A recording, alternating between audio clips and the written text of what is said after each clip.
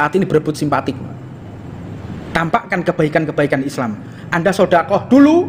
Anda kalau sodakoh dulu, jangan sampai ada orang yang takut. Sekarang upload di medsos.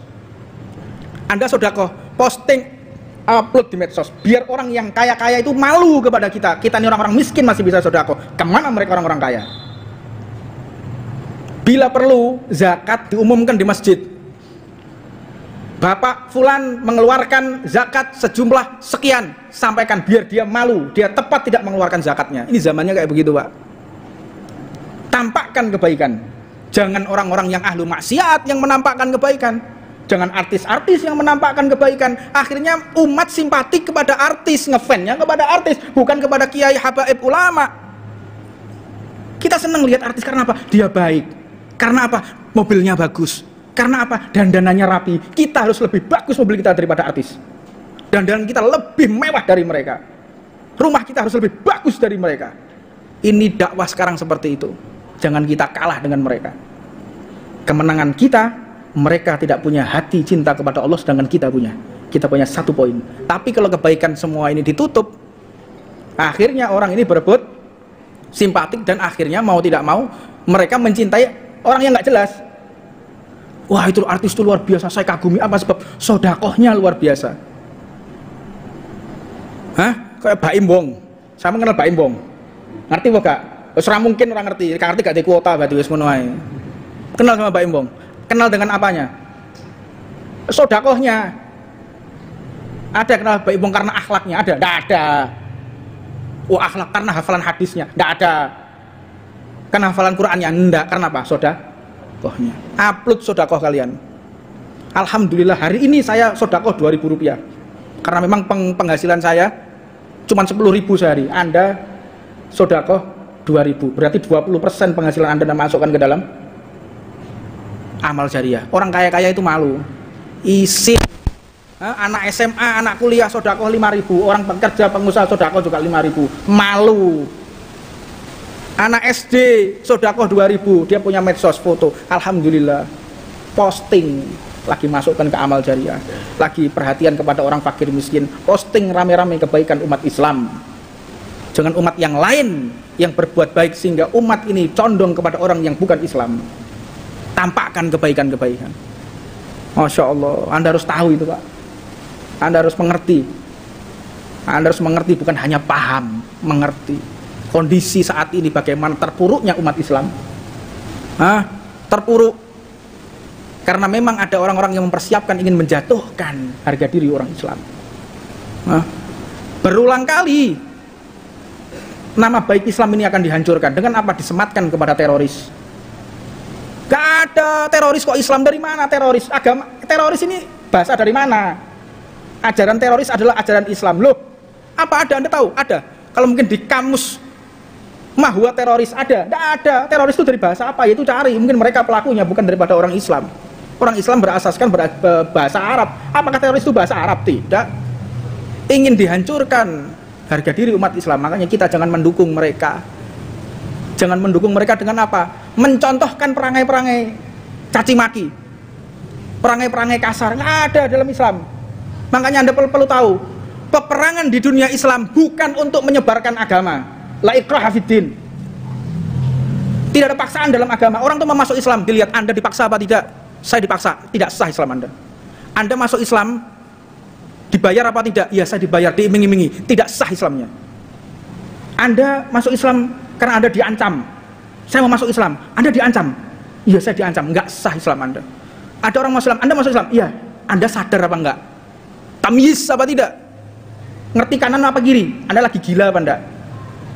Ada orang gila itu gila umat-umatan. Kadang gendeng sadar maneh, gendeng sadar maneh. Itu ada kayak begitu, penyakit orang gila itu. Mudah-mudahan awakmu gak model-model kayak ngono yo. Oh, ada gendeng balik maneh, gendeng maneh balik. Itu ada. Atau dalam keadaan mabuk. Saya pernah jam 1 malam gedor-gedor. Wah, muntah ngarepe di depan teras itu. Beb, lebokno tok swarga, Beb. Aduh, jam 1 bengi lho, Pak. Halo, tak delok iki wis setengah tiang tak delok. Pedot yo. Lagi mabuk jam 1 lebih. Ini tak telepon Haji Ahmad apa gak yang. Akhirnya Ya wis apa karepmu? Saya mau tobat, Be. Tobat mau mendem, Mbak. Saya mau masuk Islam. Loh. Saya masuk Islam, Be. Pokoknya saya mau tobat. Loh.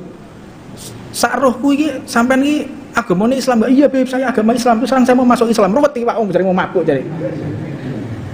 Saya mau tobat. Oh, apa nembe Islam? Enggak sah Islamnya orang dalam keadaan mabuk. Mughma alaih, orang yang pingsan. Enggak sah orang yang dalam keadaan mabuk. Orang masuk Islam itu harus tanpa paksaan, ikhlas. Kalau kita belajar hadis innamal a'malu binniyat, dalam akhir hadisnya waman kana hijratuhu lidunya yusibuha au amrin yunqihuha au imra'atin yunqihuha, yang dia kejar adalah dunia atau perempuan, dia akan mendapatkan dunia dan perempuan itu.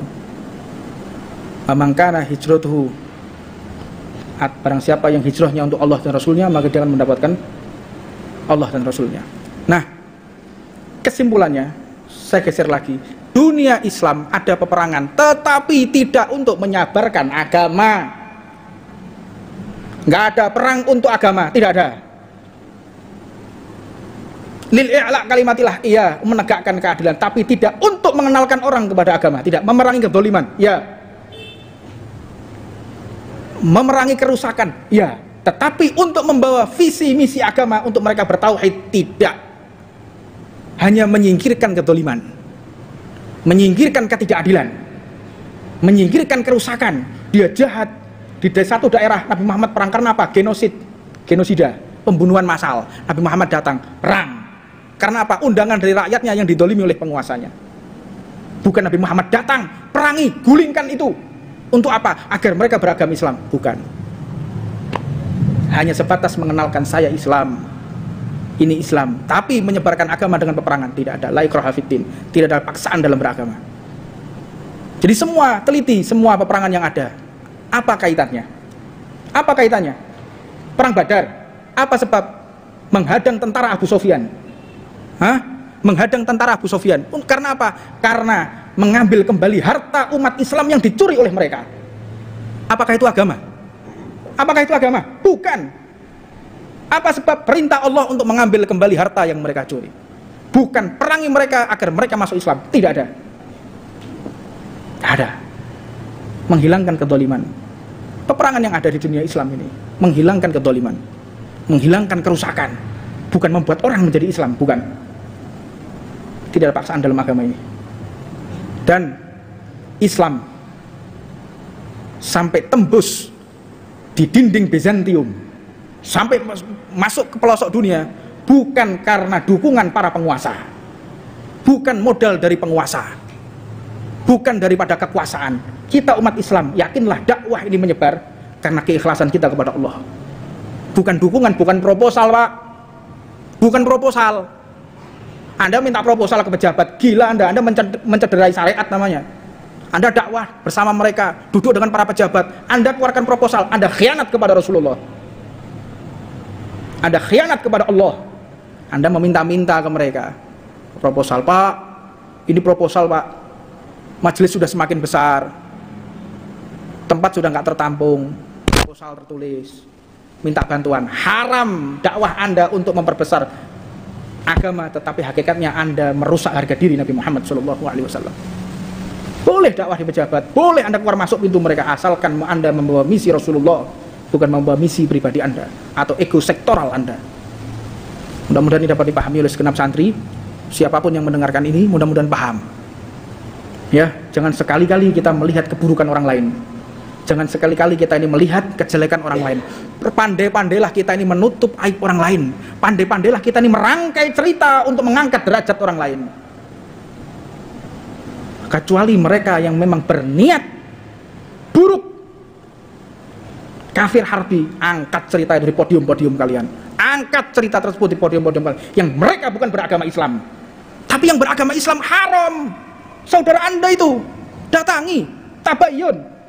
Kalau ini jelas orang-orang bukan beragama Islam, mengatakan Islam itu begini, mereka ada indikasi menghancurkan Islam, bukan beragama Islam, datangi, kita siap perang.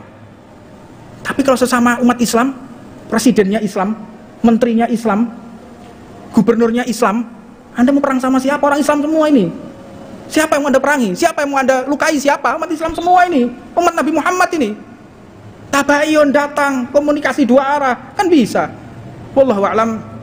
Karena banyaknya ribuan WA yang masuk ke saya akan ceritakan. Karena saya mendampingi Kepala Staf Angkatan Darat Pak Dudung, dan belum pernah Pak sejarahnya di dunia ini ya. Sejarah Indonesia belum pernah ada. Kasat kunjungan ngajak habaib belum pernah ada. Saya merasa terhormat dan saya merasa beliau cinta kepada para habaib. Ada, saya diminta duduk di atas, depannya jenderal semua Pak.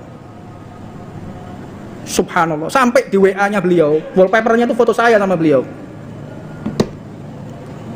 Apakah tidak cinta Islam itu namanya? Apakah tidak cinta habaib itu namanya?